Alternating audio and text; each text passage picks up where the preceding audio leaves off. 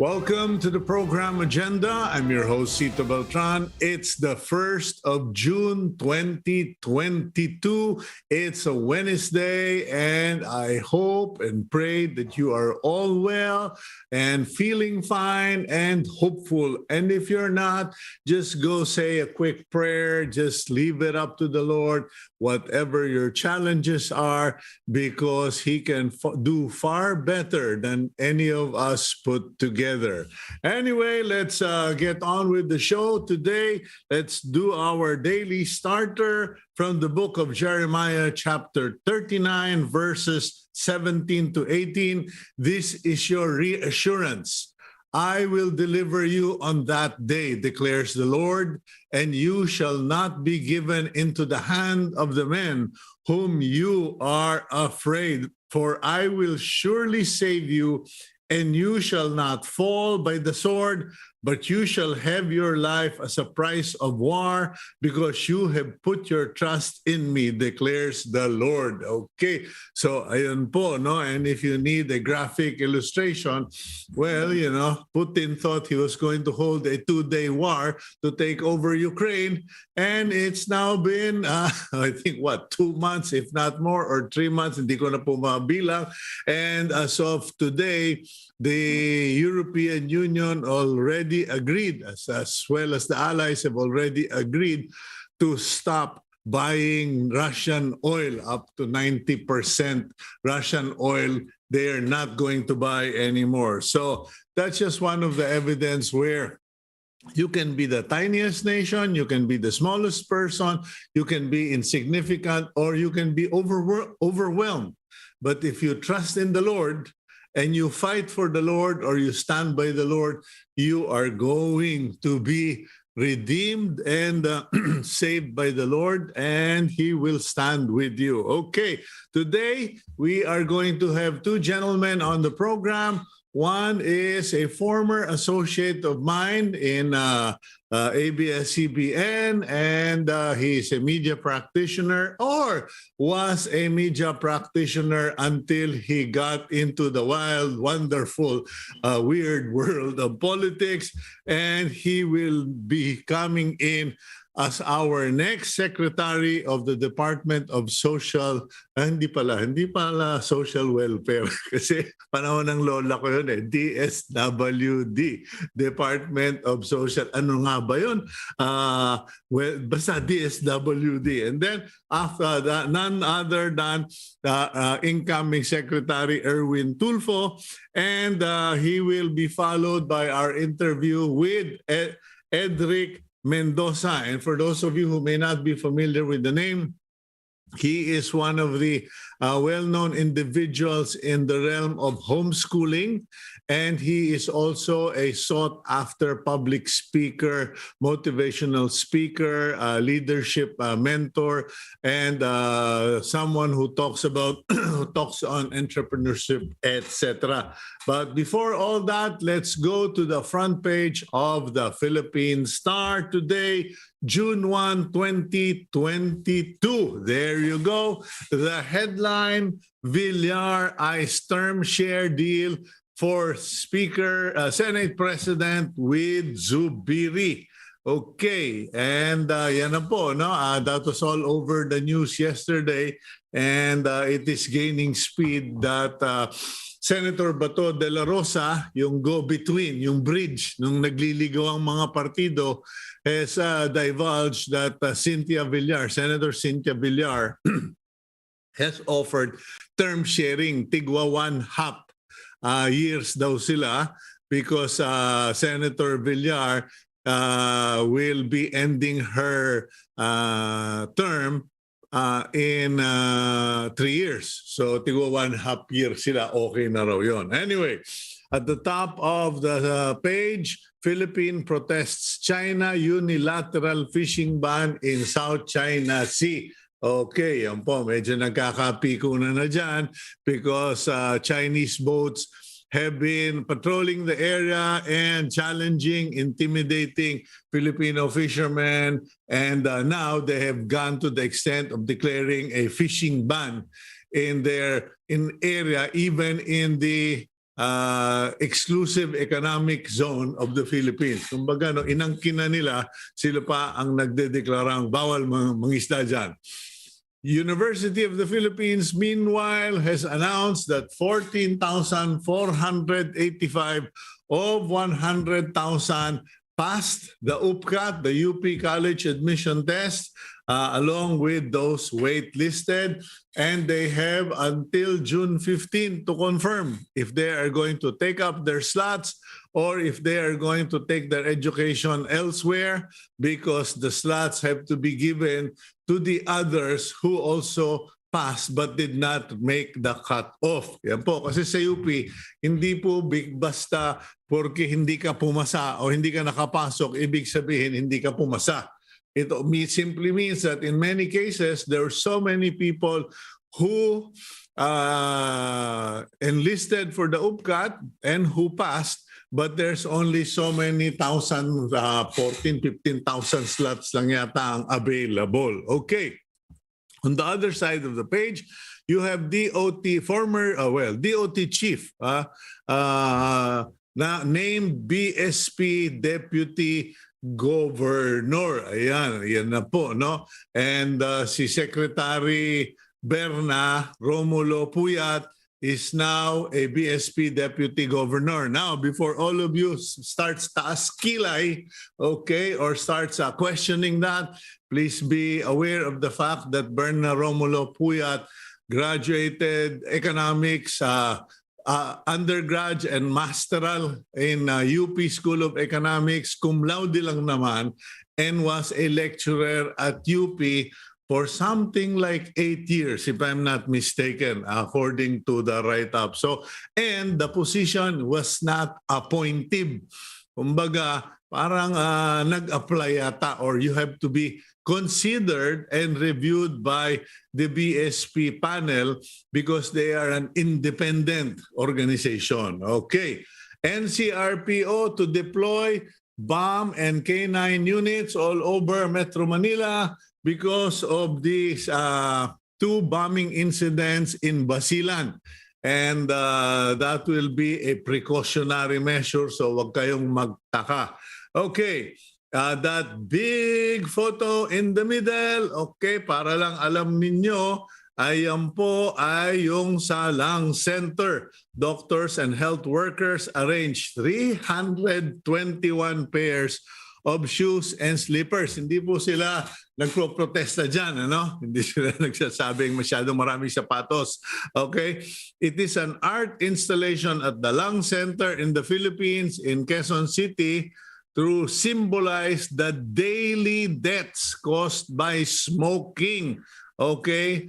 Yan po is in observation of World No Tobacco Day. Okay? Konti lang naman ang namamatay. Yung mga matitigas ang ulo dyan, 321 lang naman araw-araw. Okay. Globally. Meanwhile, Vice President Leni Robredo will be stepping down as Liberal Party chairperson after her term as VP. As it turns out, if you read the story, it is an automatic process that once you finish your term of office, you step down. Okay. Teachers back DepEd on 100% face-to-face classes by June. And yung pong fireworks dyan sa lower part of the Philippine Star is at SM City Clark, where they launched or opened the Skyline, a 9,000 square meter elevated connector at the north edge of SM City Clark. Ayan, ginaya daw po yung New York's iconic High Line. So tingnan ninyo kung kamukha nga ba if you've actually been to the High Line. Last but not the least, Congress ratifies Creative Industries Bill that was authored by Tof de Venecia, Congressman Tof de Venecia of Pangasinan, and it is meant to support economic growth and development in the regions through creativity. So we have been trying to get Congressman Tof de Venecia. Mukhang kailangan ako na ang gumawa ng paraan. Okay. And last but not the least, yung advertisement po dyan sa bottom half, no? DTI, the National Food Fair is on June 1 to 5 at SM Mega Trade Halls 1 to 3. Doon sa mga gustong magnegosyo tungkol sa pagkain, those of you who are interested in the food business or just like to look at food-related matters, then go to the Mega Hall Trade 1 up to 3, 5th level Mega B. Dyan po sa may Mega Mall. Okay.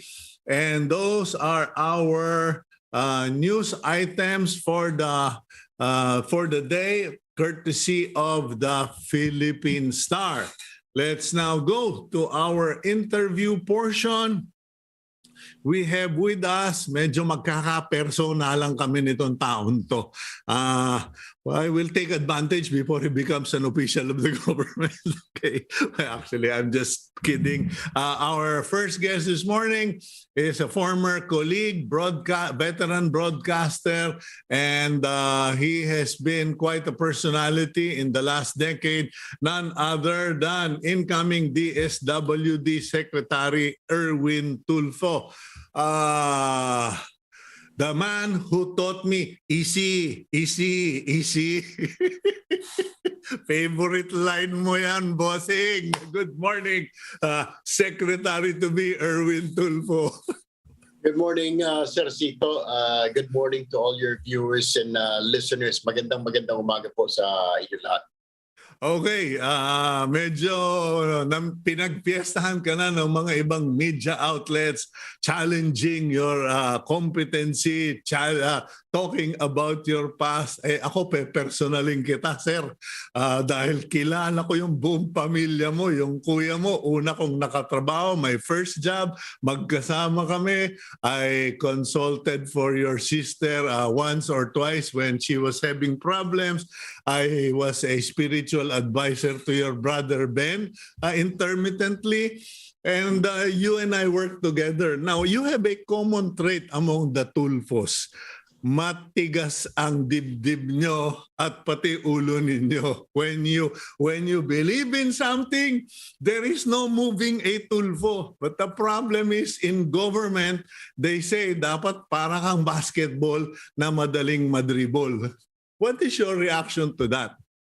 Definitely, Sir Cito, we have to make adjustments, or I have to make an adjustment working with the government compared to being a civilian. It's two different worlds, actually. As a civilian, as a broadcaster, you can do whatever you want, lalo na sa programa. But if you're working in the government, may mga sinusunod na mga laws, may mga regulations na you have to follow. So, hindi basta-basta lahat ng gusto mo masusunod because may mga mahigpit yung may mga tungkol sa mga budget, expenditures, and then of course operations that there are rules. Ito ang nagiging problema sa Sir Cito, and we know that and you know that. Ito ang nagiging problema. You want to do something quick and fast. Unfortunately, you're limited because of these regulations. And this is the reason why I'm looking at it right now. Ito ang nagpapatagal. Ito yung nagkakaroon ng red tape, bureaucracy, because of these rules and regulations that we have to follow in the government, Sir Cito. Okay, now, being a veteran broadcaster, you have been on the outside looking in. We would like to think, tayong nasa media, and media ka pa rin naman, born media, die media, as they say. But, what needs to be changed? Because there are camps who say, well, as you said, we need to remove the red tape. But there is a side that will say, you need to redefine the DSWD and remove functions or responsibilities that should not be theirs in the first place. Katulad nitong pangtawid, pangtawid gutom program ba? Tawag doon, pasensya. Pangtawid Pamilya Pilipino program. Yeah, yung ano, Four-piece. yung four-piece, di ba? Some people are saying, bakit pa problemahin ng DSWD yan? Dapat, or yung regarding the calamity response. While it has traditionally been SWA, social welfare, nung panahon ng lola ko, people are saying, but hindi pa ibigay na lang yan sa Air Force or sa DILG so that DSW can focus on yung sinasabi mong tao-tao response? It's a very good question, Sir Cito. I wish I could answer you that right now, though I haven't talked to people inside DSWD. Our transition will happen on Monday upon the invitation of Secretary Bautista. So I'll be asking those questions. Bakit nga ba? I mean, the way I look at it, para makat down, wala nang dadaang napakaraming proseso, wala nang hindi na dadaan sa mga maraming agencies, rekta na ika nga yung tulong. Pero ito kasi, Sir Cito, this is the law. I mean, the law states that it is the DSWD's responsibility to look after the needs and welfare of the indigents, of those people in calamity-stricken areas. Ito kasi yung kanilang mission, Sir Cito. Pero a good question. I will be definitely asking those people, yung mga veterano na sa DSWD, bakit nga? Yeah, now regarding funding, because people have commented on the funding of DSWD. You have too many responsibilities. The department has too many responsibilities, not enough budget. And then on the other side, you have PAGCOR making billions of pesos but spreading this all over the place. Kumbaga kung kanino binibigay, meron pang PR, meron pang politiko, merong mga pang sports, etc. And of course, I think they already removed the sports component. But wouldn't it be better if these funds were simply, okay, DSW, DOH, kayo lang ang dapat maghati dyan? Kasi within your family, you have a senator who is a brother, a wife who is a congresswoman, and am I correct? Your son is also now a congressman for the 2nd District? No, that's Kuya Rafi's son, Ralph Jr. Okay, pasensya na pare, hindi na ako umabot sa second, sa next generation. Go So, ahead. going back to that question, what is your sentiment regarding funding? Kasi yan ang iyak ng karamihan ng departamento. Lagi silang nanghihingi, lagi silang parang magmamakaawa ka pa para lang mapondohan ka. Hindi naman para sa'yo, kundi para sa taong bayan din.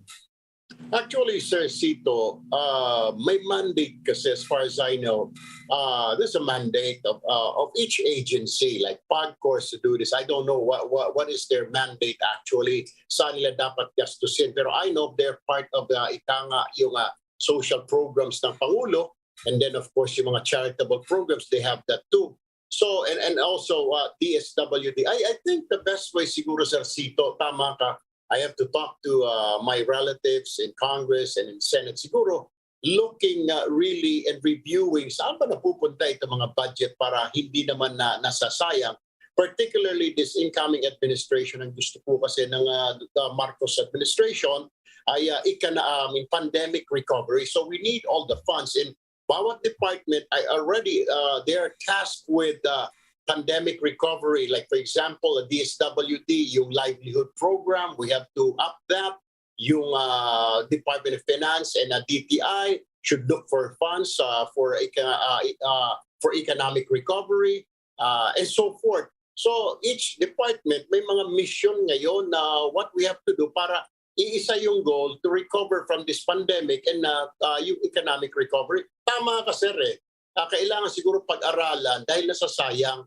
Kailangan isa lang yung tono. Yung pondo mo, yung pondo nito, yung pondo dyan sa kabila, saan ba natin ilalagak? And I think that will be sa shoulders ng Congress and sa Senate, Sir Cito. No, you mentioned pati livelihood program, merong responsibility o toka ang DSWD? Sir, marami pong bagay-bagay. I was looking at it yesterday. Marami yung pondo ang DSWD. May pondo po siya dyan na tinatawag na assistance for individuals in crisis situations such as gusto mo umuwi sa probinsya, wala kang pamasahe, DSWD will provide you with that.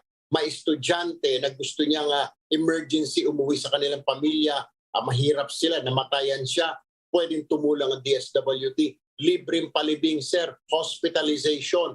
Yan lang po ay iilan lamang. May livelihood din, sir, aside from yung tinatawag na 4Ps. There's a lot of funding, sir, para sa mga mahihirap, para sa mga kababayan natin na indigest. Hindi pa po dyan kasama yung para sa social pension ng mga PWDs, which is very, very small. Kailangan taasan, sir. 500 pesos sa isang buwan. Saan naman makakarating yon? Yung sa senior citizens na walang natatanggap sa na any social pension or funding from the government, meron silang nakukuha sa DSWD na 500. Pero nasa third and final reading na ngayon ng Senate at ginawa na po itong 1,000. Unfortunately, yung PWDs naiwan sa 500, sir. Okay, so clearly there are problems. Now, yung pagpa-public service kinarir ninyo ng mga tulpo eh. Si Rapi, ikaw, si Ben, etc. No, now, what brand of public service are you going to introduce into the DSWD? Because if we go to the performance of past DSWD secretaries, some of them were upfront. Dinky Soliman was upfront, very visible. Etong si Secretary Bautista, typical military, in the back, letting the warriors go because mas kabisado nila. What can we expect from Erwin Tulfo? Sir, many things. Unang-unang sa lahat, may instruction po kasi ang incoming President Marcos na dapat mabilis ang ayuda. As a matter of fact, cash assistance will be digitalized na po. Pero before that, kailangan reviewin yung sinasabi niyo kaninang 4Ps. Kailangan reviewin yung listahan. Dapat tugma doon sa listahan ng LGU. Kasi marami dyan, mga patay na pero they're still receiving pensions, funding from 4Ps. May mga kamag-anak dyan nila chairman, kamag-anak nila mayor, inaanak ni governor. Kailangan nating alisin yung secretary kasi hindi naman sila karapat-dapat. Yun ang gusto ng incoming president natin. And at the same time, what are we are going to do, sir? Alam niyo naman ho, kami magkakapatid, gusto namin mabilisan. Pag nandyan sa opisina, sa labas ng office namin, kailangan pag alis ng tao na yon, nakangiti na yung tao because nabigay na yung kanyang or natugunan na yung kanyang hinahanap na tulong. So meaning to say, sir, kung siya pumunta doon asking for burial assistance, dapat maibigay yung burial assistance sa kanya that day, provided meron siyang death certificate, provided meron siyang letter from the barangay chairman na nagsasabi, yes, indigent ito siya. So pwedeng tulungan ito for libre palibing. Or meron siyang medical abstract and hospital billing para mabigyan siya ng tulong. Hindi yung pababalikin mo pa, pag-aantay mo sa pila.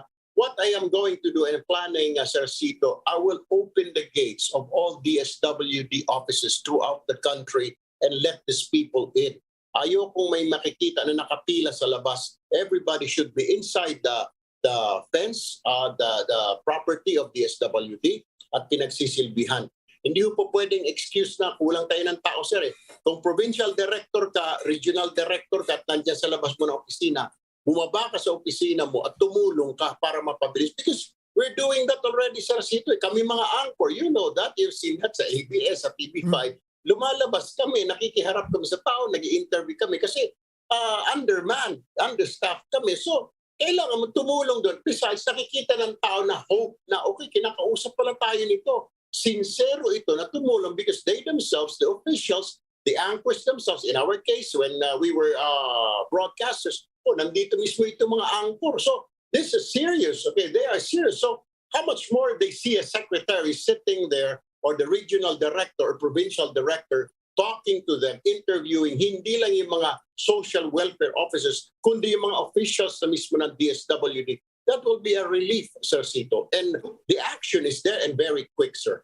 Okay, now having said that, and please no, Erwin, pakiusap lang bago ka mag-secretary, wag mo kong siniser, no? Mag-aaway tayo, hindi naman Sorry, ganyan na sorry. jologs Okay. tayo pareho no? Okay. Masang-masa ka, pagkatapos isiser mo ako. Parisito na lang, pwede siguro. Yun, okay. But having said that, maganda yung sinasabi mo. Now, ang next question ko, yung nasa probinsya, kasi pareho naman tayo, yan ang kinagagalit natin. Yung nandoon ka sa Mandaluyong or nasa Quezon City ka sa stasyon, biglang may darating, saan po kayo galing? Sa Bicol po.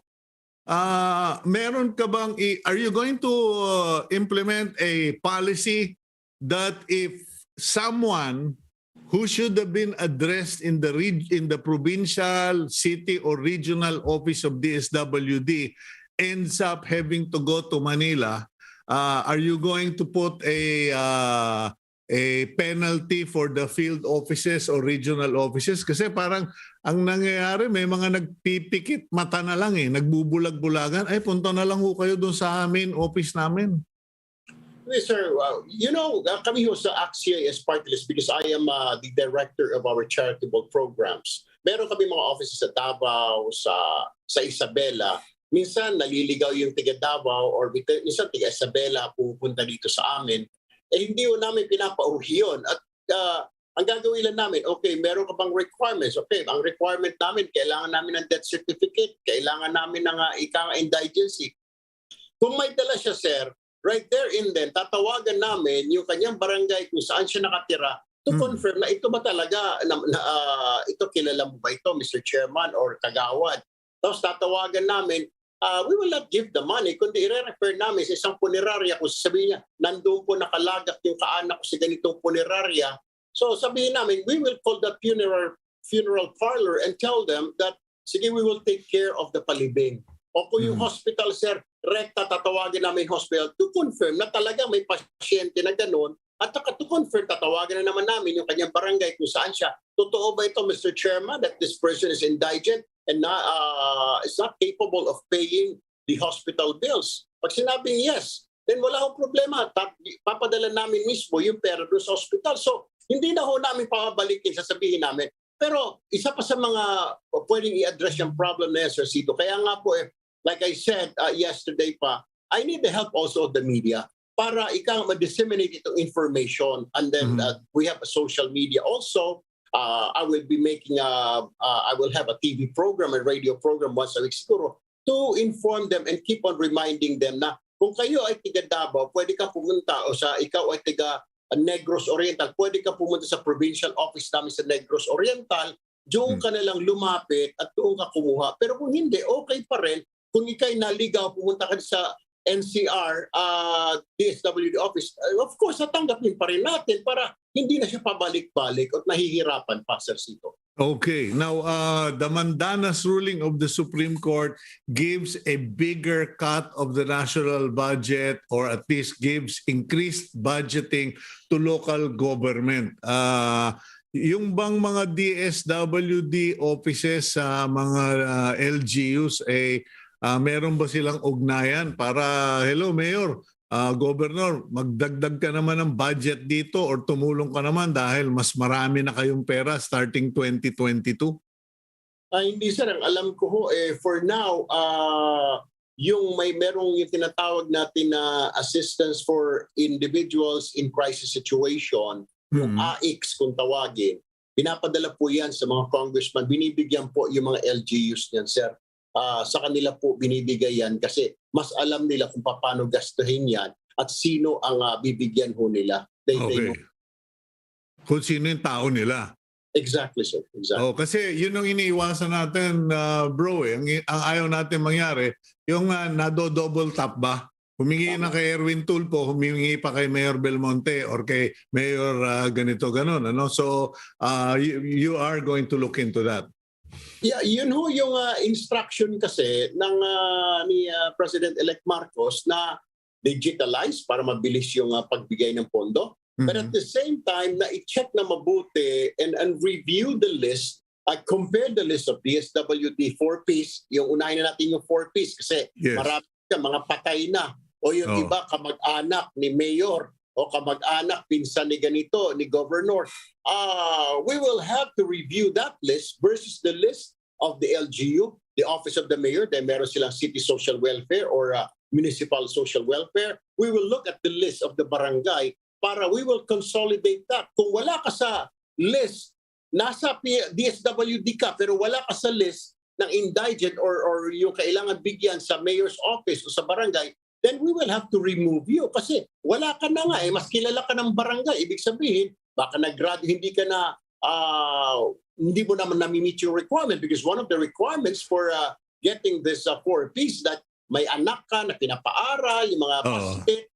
Kung graduate ng anak mo, nagtuturo na pala, abogado na, ikaw ay OFW na, ikaw ay seaman na, ba't ka pa bibigyan ng 4Ps, di ba?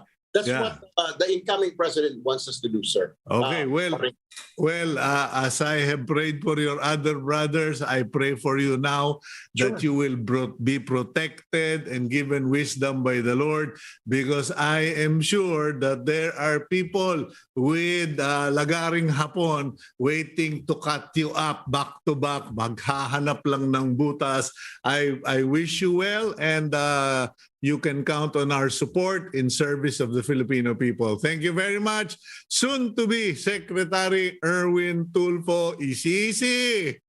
Thank you, Sir Cito. Magandang umaga po. Okay, that's a soon to be Secretary of DSWD Erwin Tulfo. We will go for a quick break, and when we return, we will have a very interesting conversation with Edric Mendoza regarding game changers here on Agenda. We'll be right back.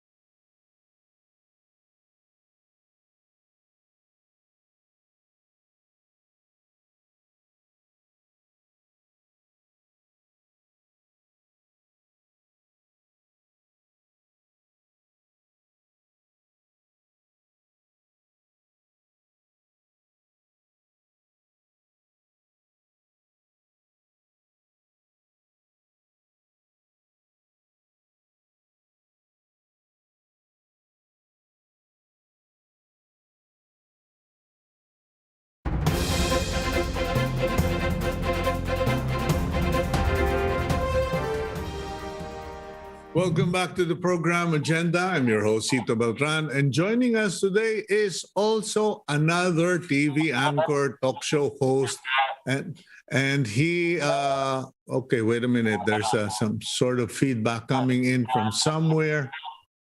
Okay, anyway, let's bring in our friend Edric Mendoza. Edric, good morning. Good morning, Cito. Glad to be here. Yeah, thank you for accommodating us in your very busy schedule.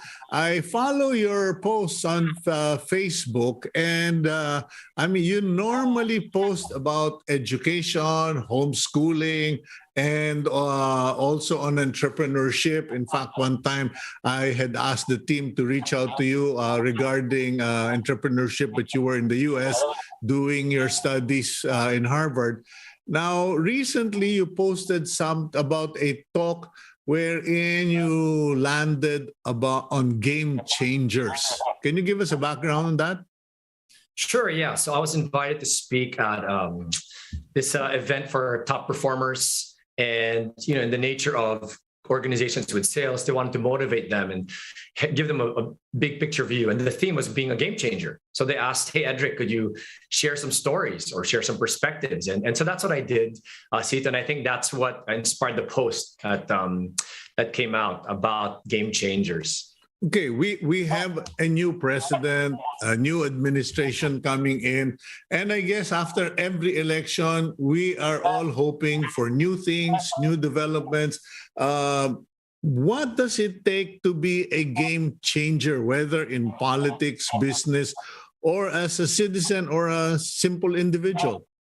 Right. So I actually use the textbook definition literally from Oxford Dictionary. I think that'll help frame it. The textbook definition is an event, idea, or procedure that affects a significant shift in the current manner of doing or thinking about something. So that's what game changer means. So a game changer as an individual is someone that can affect that. So what does that mean, right? I think for many of us, when we think about game changers, generally speaking, we think about high-level folks that have been able to impact great things, heads of state, like the upcoming president-elect, right? And in my own journey, professionally, as you mentioned, as an anchor, I've been able to have up-close, face-to-face conversations with a former president and learn from him and, and how he's been able to affect great change. So to be a game changer, broadly speaking, would be affecting change broadly. But what I've learned and what I shared, even in that engagement, and then another one at a youth leadership development program, I shared how what is more relevant to all of us today, and to your point about the everyday citizen, is we can actually be game changers to individuals' lives. There are the game changers that change things either in the tech space, in the health space, right? In government and leadership, but there are also individuals who are able to affect change in your life personally. And I showed that spectrum. And I think for everyone who's listening, we look to game changers broadly. We look to see if we can change things broadly in our industries and our spaces. But we also want to ask, are we able to be game changers to individuals, family members, relatives, friends who might be in need? And it is in these moments where we're able to affect change and help them out that, we're able to impact. I use the words, the world within, right? Because we can impact the world outside of us that we see, right? Infrastructure, industries, but there's also impact within us. And that's the encouragement I have for everybody is we can be game changers to individuals. Yeah. Helping when we talk about game changers, a lot of people tend to think of complicated strategies, wow moments, etc. What about the view and I experienced this as a management consultant. I said, go to the floor and understand what's on the floor physically. And with one client, I said, do you realize that you have some of the dirtiest toilets in the industry? Do you realize that your workers are working under oppressive heat? That there are a lot of industrial risks on the floor? And do you realize that no one is listening to their complaints, observations, or suggestions? And a lot of clients can't seem to appreciate that this is a game-changing attitude. Right. So what I'm hearing from you is, I think to be able to affect change like that, you really need to have opportunities to, in your case, right, see what the problem is and help affect change so that they might resolve it. So in the game changers that I've met, the things that they've been able to do. For example, I want to give the story of one lady who is a game changer that we might not have heard of. Her name is Sandy Montagno, right? Mm-hmm. Sandy Montagno was able to deal with a very difficult situation. Back in 95, there was a Baguio earthquake. I don't know if you remember that. Yes. And she survived it, right? She was traumatized. She was buried under the rubble for about 2 days, was able to survive it. And 5 days later, walking all the way down, she made it back home to Pangasinan, which is where she was from. She was taking nursing at the time, and she had a difficult decision, right? She said, because of the trauma, she wanted to withdraw, and she was so afraid of having to go back into studies, going back to the region. But she did that. And instead of becoming a victim, she decided, well, what was the problem she encountered, right? She encountered the lack of first responders. So she developed a program on first response, developed a program called Cheers. And as she did that, help people now respond better. as a result of all that work, she became the first ASEAN Woman Entrepreneur Leader awardee and various accolades, and was able to help effect great change in that space. When I see stories like that, I realize that many times people who are able to effect great change have to make difficult decisions, right? Do I carry on, in her case, being a victim of the challenges that I've faced, or do I choose to become a victor? And like you said, right, it is these people who choose to do that that end up becoming game changers for people who need it, in her case, first responders, and people who hear the story, people who are also going through difficult circumstances. Okay, Edric, if you don't mind, we'll go for a very quick break. We're just going to correct some audio technical problems here. We'll be right back on agenda. Please stay with us. Sure.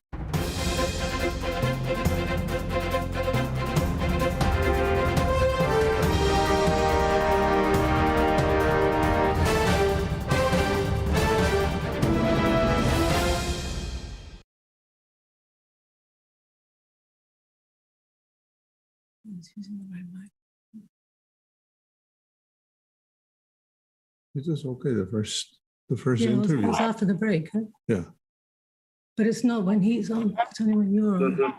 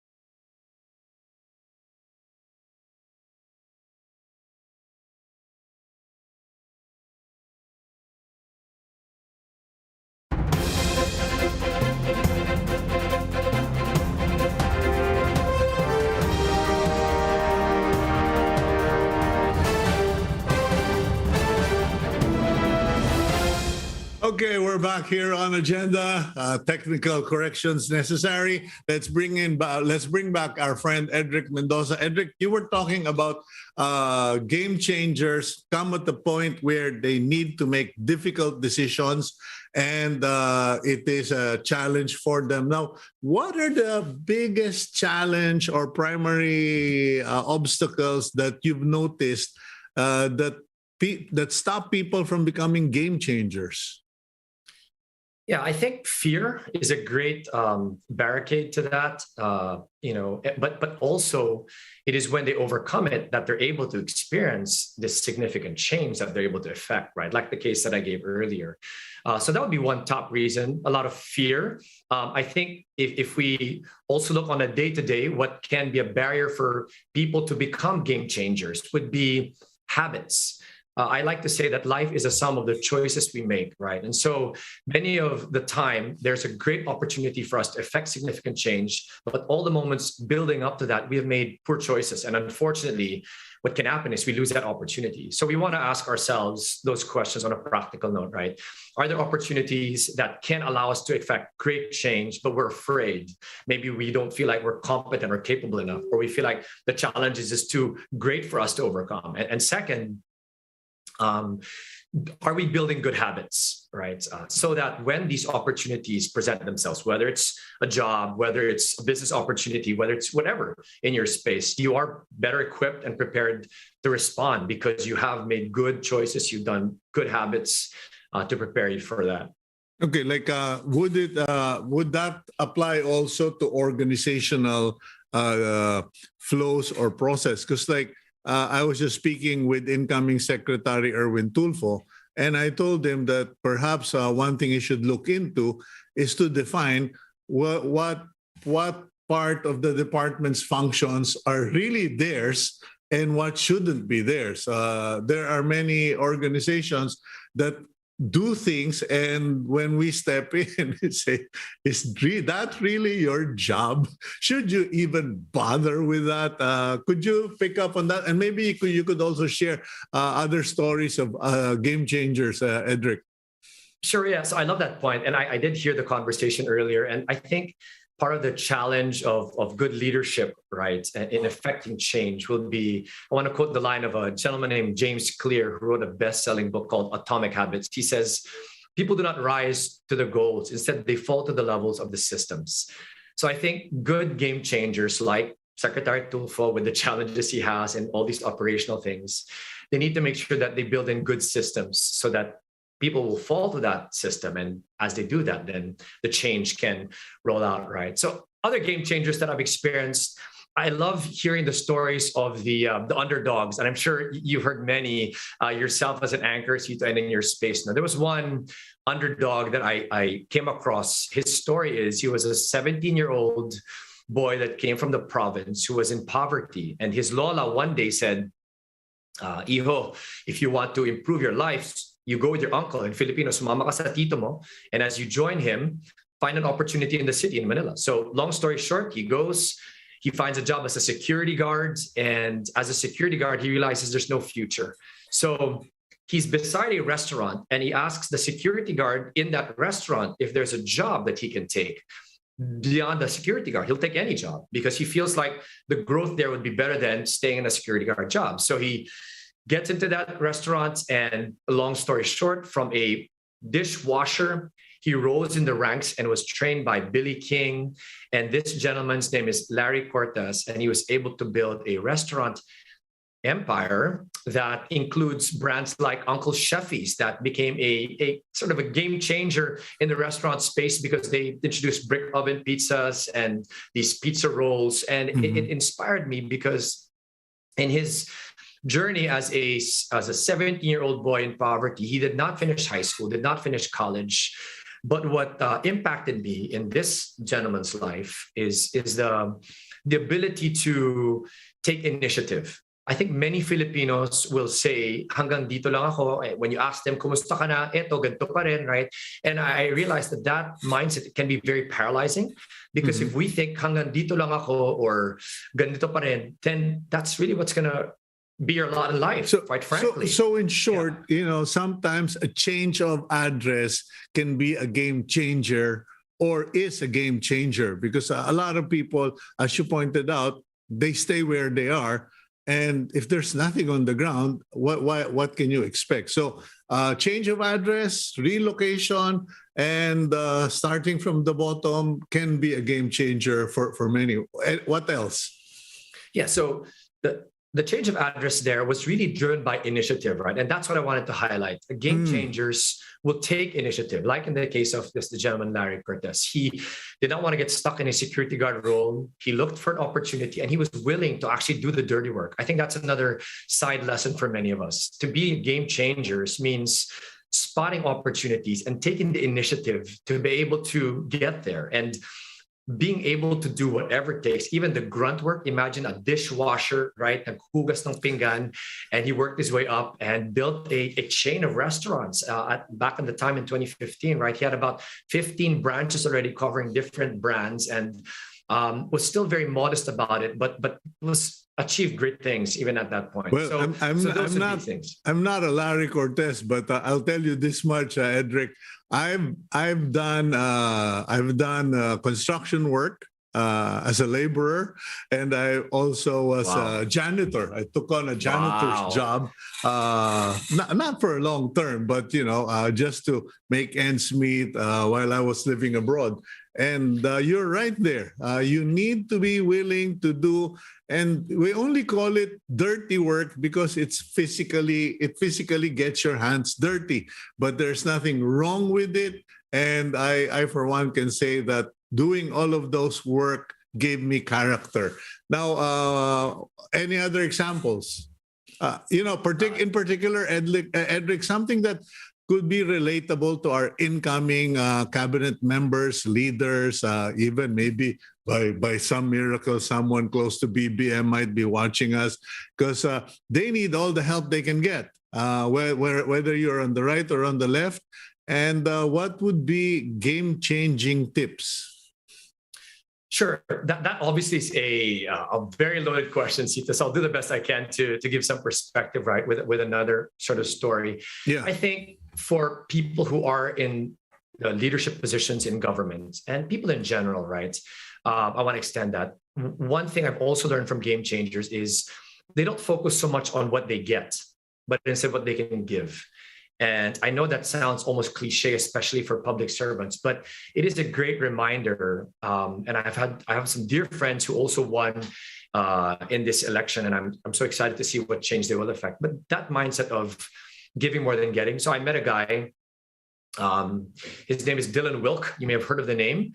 And when I met him and interviewed him as an anchor on ANC before, he was in the top 10 richest in the UK under the age of 30. He was the first gentleman to get a .com listed in the UK stock exchange. So very successful, very wealthy guy under 30.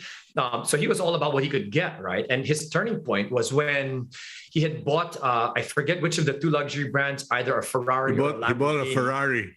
There you go. So you remember that. So he bought a Ferrari, right? And as he was driving the Ferrari, a couple of weeks later, he sees the new model and he's like, I want this new Ferrari. And he has a little bit of a conscience attack, which leads him to think about, you know what, maybe I should give. And that whole thought process of giving something led to a value of about 3 million pesos he wanted to give to Gawad Kalinga in the Philippines. But his story says that the director and founder, Tony Melonto, said, we're not going to take your money. So Dylan is like, who doesn't take 3 million pesos? Tony instead says to him, I want you to come and do what we're doing first. And if you still believe in what we're doing, then we'll take your money. So long story short, Dylan flies, is impacted by the experience. He's so moved by the ability to give and how much poverty there is and how much change he could do that. I remember him saying things like, just one tire of my vehicle can create 3 houses or 4 houses for these people here. And so he sold all of that, put the money into part of that advocacy and started something in the social enterprise space that has become a case study, even at my master's program that I learned from, because it's been featured in the World Economic Forum, et cetera. And it's the human heart nature social enterprise, right? Excuse me. So what I learned from Dylan is when he said what changed him is when he saw and experienced the joy of being able to give and what it does to other people versus what he could get. Because after taking and taking and taking, he realized it's really actually very empty. So to your question earlier, once again, bringing it back to whoever is now coming into office, whichever area you can affect change in our country, and for all of us in our spaces, right? I think what is very helpful for us to be game changers, big or small, is asking not so much what I can get from this experience or in life in general, but what I can give, because there's such great joy in doing that. And there's literally so many people you can impact by doing that. Okay, now as far as individuals are concerned, because, while I was listening to you, it occurred to me the only reason a person becomes a mayor, congressman, senator, vice president, or president is because of the million plus votes and voters who backed him up. If you take away all of those individuals, it amounts to nothing. But every individual counts, and people watching us will probably, but I'm not a Dylan Wilkes. I don't have a Ferrari. I don't have money. I'm only this or that. Because I remember one time I was talking to my friend who was a pastor, and I said, I really feel bad that I don't have a Bible study group. I'm not leading a Bible study group, or I don't have a men's group, etc. And he kind of looked at me in a bewildered, strange way and said to me, "Are you crazy?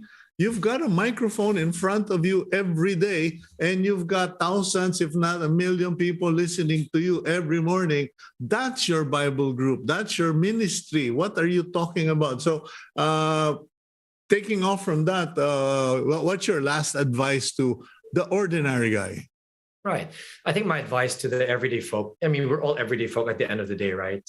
Is that we can all be game changers, even to individuals. I think I opened up with that earlier, right? So give an example. Last night, we were dealing with a couple who was having great strain in their marriage. And all we did was sit down and listen. And after we listened and gave some perspective, they said, "Thank you. We don't know what we would do without you in our lives." And I think for everybody here, the reality is there's someone in our life, whether it's a relative, a coworker, someone around us that could need our time, our attention, our care, and maybe even some simple perspective to help them get through. And maybe it's just a couple of pesos here and there, whoever that person is, if you're able to be available to them and help them through that season or period, you have just become a game changer to their life. And I think that is the perspective we want to carry. There's always an opportunity to affect change every day if we're just mindful of these things and if we are available. Okay, so think of the person, not the impact, because half the time we are so concerned with how can I impact, and there's this person right in front of us. Edric, thank you very much for joining us this morning, and allow me to add a game-changing action to your library. Ladies and gentlemen, well, this is for the men. When you can, especially on weekends, bring out that tray, that serving tray, put plate on it, bread, cereals, a bacon, whatever your wife desires, and bring her breakfast in bed. If that is not a game changer in your relationship, I don't know what will be. Okay. Thank you, Edric. Have a good day, my friend. Thanks, Cito. You too. That's a sure game changer. Bye-bye. Okay, bye-bye. That's Edric Mendoza, game changer. And now I read you our reminder for the week, our blessing, if you would, for the week.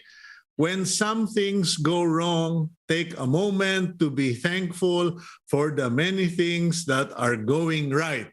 And that's agenda for today. Please keep it here on One News PH.